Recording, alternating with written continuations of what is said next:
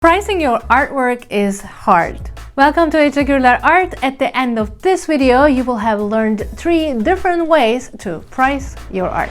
The very first method is the square inch method. First, you have to measure your painting. How many square inches we are talking about? If it's 12 by 12, it's 144 square inches. And if the worth of each square inch is $1, then your painting is worth minimum $144. Of course, it's $1 if you're an evolving artist. You're gonna get more skilled in time, and once you get more experience in time, you can increase it to $2, $4, $6 per inch square. Don't forget to add the cost of your supplies as well. For example, if you spend maybe a little bit, a quarter of your oil paint, then you can calculate it that way. And how much was your canvas, for example? You add all these together, and in the end, you will have your final amount. The second method is the hours method. So you have to multiply the hours you spend on your painting, your drawing, times your hourly wage, plus the cost of supplies. What is the hourly wage? How am I going to decide on my hourly wage, for God's sake? So here is how you can do it. Think about a minimum wage. What's the minimum wage right now? $11 per hour or something like that in the United States? This should be your minimum. And then think about other people who give their services with an hourly rate, such as babysitters or caregivers, right? And even instructors. If you hire a piano instructor, for example, you know that they are very good, you trust them and they will deliver what you're looking for. How much do you think they should charge for minimum? While I was editing this, I wondered, how much would you charge yourself per hour? If you want to share in the comments, that would be great. I would love to know. Back to the video. Let's say $100 and you spent 4 hours on your drawing. 4 times 100, $400 plus the cost of your supplies. For example, I use Karandash luminance, which is quite expensive. So one pencil is usually like around $10. If I spend half of that pencil, then I would charge them maybe with 4 pencils. Oh my goodness. Yeah, around something like $25 plus the paper. That will be maybe like $30 in the end. So $30, $430. Here you go. We have our minimum.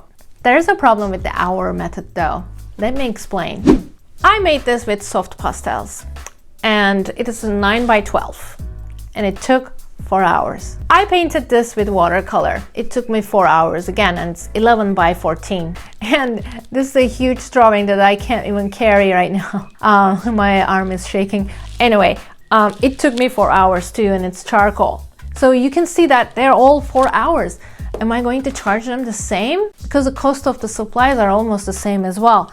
Here, I think looking at the size of the project is more important than hours we spent on it. So when you get confused between the two, if one method doesn't work, you can always switch to the other one.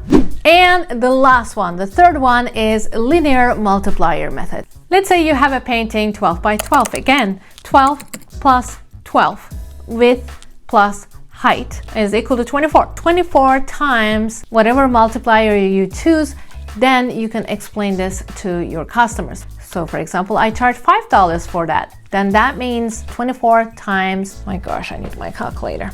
Okay, 12 plus 12, 24 times 5. So that's $120. But if you say that, oh, my multiplier is $10, then it's going to be 24 times 10, $240. This is an easy way to explain to the customers or clients. For example, they ask like, how much is that one? Again, that's 14 by 11. So 14 plus 11, 25 times 10, so $250. So if you decide on your multiplier and you stick with it for each painting, for different size of paintings, you will have a great way to explain to your customers how you price your art. And it's going to be very clear for you as well. Before I finish, I want to say 2 things. Please include the shipping in your price, because if you say free shipping, that's a great sell. People don't like to pay for shipping anymore. Not in 2022. So adding that shipping cost into your sales price will be the smart way to go. Another important thing that I want to add is the competitor research. Although I gave you 3 ways to calculate your prices, they are not final until you do a competitor research, because you want to know how much they are charging as well. How are you going to do that? First, find an artist who is the same skill level as you are and try to get the price from them. For commission work, how much are they charging? How much they are selling their art for? And you can go to the other group of artists who are a little bit lower than you skill-wise, and you can still ask their prices. How much are they charging? How much they are taking commission for? And then you will have a better idea about where you stand. In time, don't forget to increase your prices because your skill level will go up.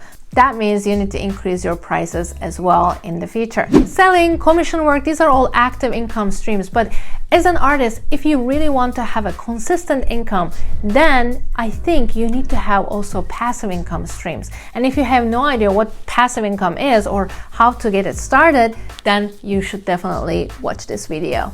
I will see you there.